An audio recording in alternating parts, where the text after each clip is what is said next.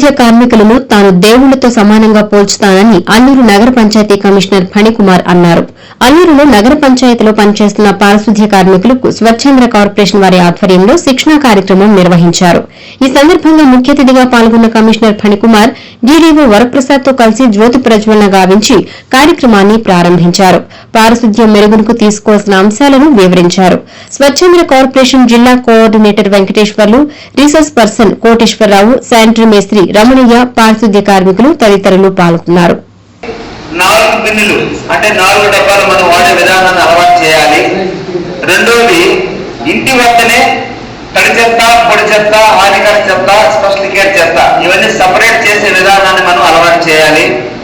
మూడోది 2030 సంవత్సరం లోపల ఎక్కడ కూడా మున్సిపాలిటీ పరిధిలో డంప్ యార్డ్ అనేది లేకుండా అంటే ల్యాండ్ ఫిల్ విధానం లేకుండా చేసుకోవాలి.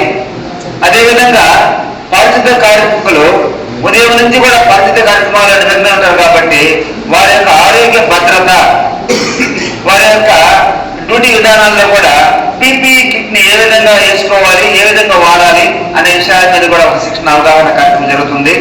అదేవిధంగా మున్సిపల్ కార్మికులందరూ కూడా వాళ్ళకు ఉన్నటువంటి సంక్షేమ కార్యక్రమాలు, వెల్ఫేర్ స్కీమ్స్ ఏమున్నాయి, దాన్ని ఏ విధంగా మనము మన మున్సిపల్ పరిధిలో అప్లై చేసుకోవాలి అనే విషయాల మీద, ఈ 5 అంశాల మీద ఈ రోజు మనకు ఈ 1.5 hour లో మన శిక్షణ అవగాహన కార్యక్రమాన్ని ఏర్పాటు చేసుకోవడం అనేది ప్రధానమైన ఉద్దేశం.